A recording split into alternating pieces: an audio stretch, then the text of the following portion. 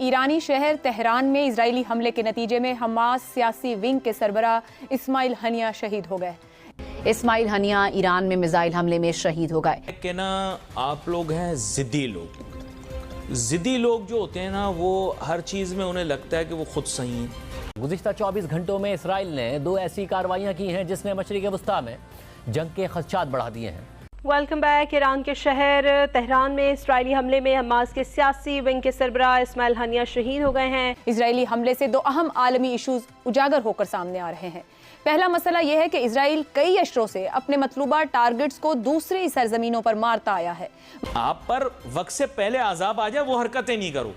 Lebanon में Hezbollah के नायब कमांडर को निशाना बनाने के चंद घंटे बाद ही इजराइल ने ईरानी दारुल हुकूमत तेहरान में हमास की अहम तरीन शख्सियत और लीडर इस्माइल हनिया को उनके एक गार्ड समेत शहीद कर दिया है। 3-4 महीने पहले मोसाद के चीफ ने की थी कि हम हमास की लीडरशिप को जहाँ भी होगी, और 3 मुल्कों का उन्होंने नाम लिया था, तुर्की, ईरान और कतर में, हम उनको असैसिनेट करेंगे। इस्माइल हनिया की नमाज जनाजा जुमा को दोहा में अदा की जाएगी। मशरिक़ वस्ता और एशिया में कई फ़लस्तीनियों की शहादतें इसकी मिसाल हैं।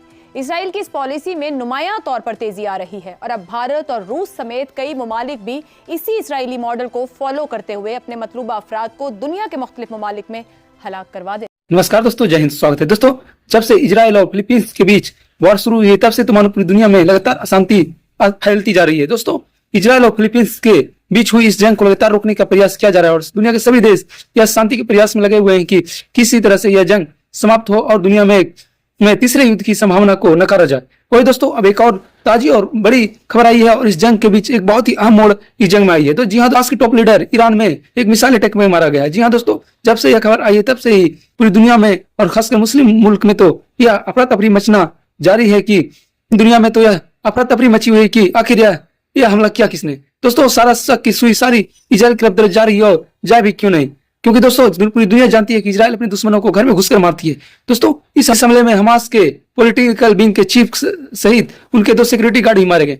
दोस्तों, जब से यह हमला ईरान में हुआ है तब से ईरान में राष्ट्रीय शोक का ऐलान कर दिया गया है। पूरी मुस्लिम दुनिया में एक तरह से हंगामा मचा हुआ है कि इजराइल ऐसे कैसे कर सकता है, और इजराइल का तो रिकॉर्ड ही है कि घर में घुसकर मारना, जो इजराइल कहता है वो करता है। अब देखना होगा दोस्तों इस पर पूरी दुनिया का कैसा रिएक्शन होता है और यह जंग किस मुकाम पर खड़ी होती है। दोस्तों, इस पर पाकिस्तानी मीडिया भी हाय तौबा मचा रही है और कह रही है कि हम तो सिर्फ मुस्लिम दुनिया नाम के ही है, जबकि अमेरिका और इजराइल जो चाहता है वो करता है। दोस्तों, वीडियो बहुत इंटरेस्टिंग है, वीडियो को पूरा देखें।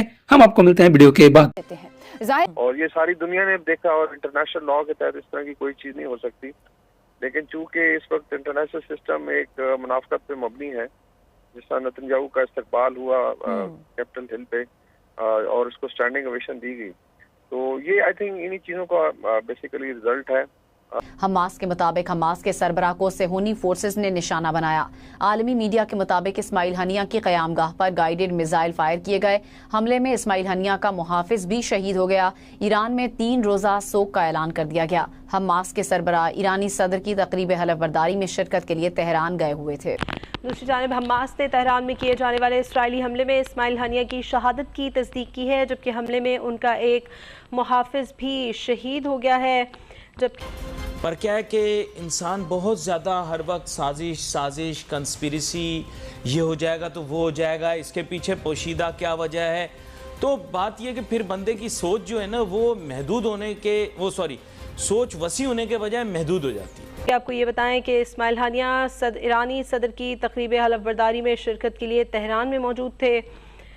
उनकी क़यामगाह पर हमला करके उन्हें शहीद किया गया है। इस हमले क्योंकि आप बहुत ज़्यादा आउटकम्स को स्टडी कर रहे होते हैं, बहुत ज़्यादा गुमान कर रहे होते हैं, समझ गए ना आप। तो असल में क्या है कि मेरी प्यारी कौम के साथ मसला ये है कि हर आदमी अपने आप को बहुत शाना समझता है। में उनका एक मुहाफिज भी शहीद हो गया है। दूसरी जानिब ईरान का कहना है कि कातिलाना हमले की तहकीकात के नताइज जल्द सामने लाए जाएंगे। मैं बुरा हूँ ना, मैं तो कहता हूँ मैं बहुत बुरा हूँ। पाकिस्तान में सिर्फ 2 ही लोग बुरे हैं, एक मैं, एक माविश हयात। इस्माइल हनिया की शहादत पर हमास की जानिब से भी बयान जारी किया गया है, जिसमें कहा गया है कि हमास के सरबराह पर हमले के जिम्मेदारान को सज़ा दी जाएगी। इस्माइल हनिया की शहादत पर फ़लस्तीनी अवाम, अरब अवाम, उम्मत मुस्लिमा और दुनिया भर के इंसाफ पसंद अवाम से इजहार ताज़ियत करते हैं। ठीक है, ये एक जहनी बीमारी होती है, एक कैफियत होती है, जहाँ बंदा जो है ना वो बहुत ज़्यादा शाना हो जाता है। तो कुछ ज़्यादा जब आप शाणे हो जाते हैं ना, तो फिर आप समझ गए ना आप। हमास रहनुमा मूसा अबू मरजूक ने कहा है कि इस्माइल हानिया का कत्ल एक बुज़दिलाना फेल है जिसकी सज़ा दी जाएगी। ये एक संगीन वाक़या है। हानिया यानी आप लोगों का दिमाग ना बहुत ज़्यादा चलता है, हर बात में साजिश। असल में आप लोगों ने ड्रामे बहुत देखे हैं और ड्रामे किए भी बहुत हैं। के कत्ल से इसराइल को उसके मकासद हासिल नहीं होंगे। मौलाना फजलुर रहमान कहते हैं कि फ़लस्तीन की तहरीक आज़ादी ख़त्म नहीं होगी। जुमे को एहतजाज का ऐलान। इस्लामाबाद में सेफ ग़ज़ा कैंपेन के तहत मुजाहरा। ये गलती हो गई, पहले ही सच बोलता हूँ और दवाई ना खाऊं तो और जज्बाती। छोड़ो ये, बाकी पूरा मुल्क तो बिल्कुल ठीक चल रहा है। आप लोग तो बहुत शरीफ नेक लोग हैं, आप लोगों के लिए तो खास किस्म का सेक्टर बनाया गया जन्नत के अंदर। आप लोगों के तो 500-500 गज के प्लाट अलहदा रखे गए हैं, है ना। नाउजुबिल्ला, जो आपके अमाल है ना, मेरा मुंह नहीं खुलवाओ। जिस दिन खुल गया ना, यकीन करो आज मैं दवाई नहीं खा के आया, आंख भी काली करवा ली अपनी। क्यों? पंगा लेने से पहले हमेशा बंदे को सोचना चाहिए। एक बहुत मशहूर फलसफी ने यह कहा था कि जब बहुत ज्यादा गुस्सा आ जाए ना, तो इंसान को सोचना चाहिए कि इसके बाद क्या होगा। सब बातें यार छोड़ो छोड़ो, आपको सच के बारे में बोलना ही नहीं। मैंने क्यों यह स्टार्ट लिया है? क्योंकि आप बहुत ज्यादा शाणे हो। मैंने आप लोगों को बताया यह आग जो जली है वहां मशरिक वुस्ता में, खा जाएगी सबको इस खित्ते में। लड़का था ये अपना तनवीर जैसा ना, थोड़ा तना हुआ, सही है। मैंने जाके रख के चमाट लगा दी उसके मुंह पे, ठीक है। अब फिर बाद में जो उसने मेरे साथ किया, लाते घूसे मुक्के ठुड्डे सब खाए मैंने।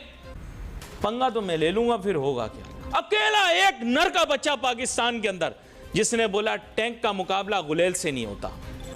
पूरे पाकिस्तान ने बोला नहीं, हुप्पुल वती, डिस्को डांस, हम साथ खड़े हुए। मैंने बोला नहीं, ना ना ना ना।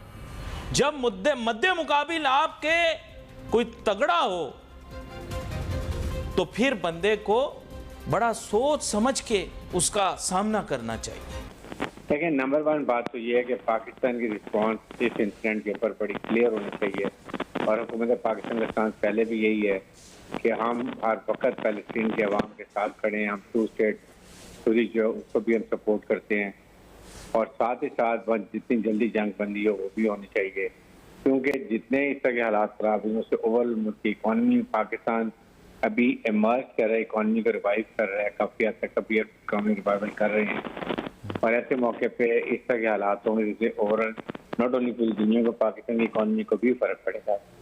इसलिए पाकिस्तान की response should be very good, strong इसके ऊपर खास तौर पे, क्योंकि हमारा स्ट्रॉन्ग रहा है। और साथ ही साथ इस्लामिक दुनिया को साथ खड़े होने की जरूरत है कि ओआईसी प्लेटफॉर्म को स्ट्रॉन्ग हो और वहाँ से मुश्तरका एक लाएमल बनाया जाए जो इस तरह के खिलाफ, और फिर यूनाइटेड नेशन जाए तो ज़्यादा बेहतर होगा। पाकिस्तान का को बड़ी क्लियर स्टेटमेंट देनी चाहिए कि जी ये एक पाकिस्तान को कंडेम करता है, हर किस्म की चाल अंगेजी को और इस तरह के टेररिस्ट एक्टिविटीज को हम कंडेम करते हैं, लेकिन इसको अभी रोकने की जरूरत है। तो सर अहम बात तो ये यहाँ पर उठती है ना कि वहाँ की सिक्योरिटी कैसी थी। मतलब वो वहाँ पर सरकारी मेहमान थे तो उनका जो प्रोटोकॉल है, जो सिक्योरिटी है, वो तो बहुत सख्त होनी चाहिए थी, जबकि उनको ही टारगेट किया गया और उनके एक मुहाफिज को टारगेट किया गया। तो बाकी सिक्योरिटी कहाँ थी? कोई बाकी तो इस तरह की किसी की हलाकत का मामला वहाँ पर पेश नहीं आया, बस उनको ही टारगेट किया गया। तो सिक्योरिटी के हवाले से तो यहाँ पर बहुत सवालात उठते हैं। जी जी, वही मैं कह रहा हूँ ना कि ये जो एफर्ट है बेसिकली मोसाद की तरफ से ये तो अनाउंस थी, ये वही मैं कह रहा हूँ कि ईरानियन लीडरशिप को अंडरमाइन करने की एफर्ट है और इसमें वो किसी हद तक कामयाब हुए। उससे पहले इस्माइल हानिया की शहादत पर दुनिया भर से भरपूर रद्द-ए-अमल सामने आ रहा है। दुनिया के संजीदा हल्के कह रहे हैं कि इसराइल के लिए इस इक़दाम से दहशतगर्दी और इंतहा पसंदी को मजीद फरोग मिलेगा। ईरानी प्रेसिडेंट खुद शहीद हुए ट्रैफिक हादसे में, जिसके ऊपर काफी क्वेश्चन मार्क्स हैं, और उससे पहले भी मैंने जिक्र किया कि हुई हैं पॉलिटिकल असैसिनेशन, और ये मोसाद ही क्लेम बेसिकली सामने तो आके नहीं करती, लेकिन जो डांडे उसी को जाके मिलते हैं। इसराइल को मगरबी दुनिया की हिमायत हासिल होती है, लेकिन अगर इस पॉलिसी से उसको रोका ना गया तो दुनिया का कोई भी मुल्क अपने से कदरे कमजोर मुल्क में अपने सियासी मुखालिफिन को कत्ल करवाने की राह पर चल पड़ा तो इसके लिए जिम्मेदार कौन होगा? अमेरिका, अक़वाम मुत्तहिदा या खुद इसराइल? दूसरा मसला, इजराइल पहले ही इंतहा पसंदों के मुकाबले में मोतदिल रवैया रखने वाले फलस्तीनी रहनुमाओं और तंजीमों को कमजोर करता आया है। क्या यह तारीखी हकीकत नहीं है कि इजराइल 1980 की दहाई में PLO जैसी